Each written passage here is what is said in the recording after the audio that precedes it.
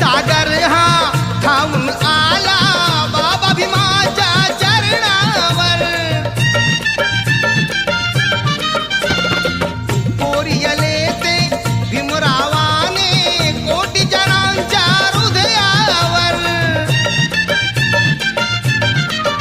बुद्धं शरणं मंत्र महान, बुद्धं शरणं मंत्र महान. दीक्षा बुद्धाची देऊन आज हे दान दिलंय ग भीमान.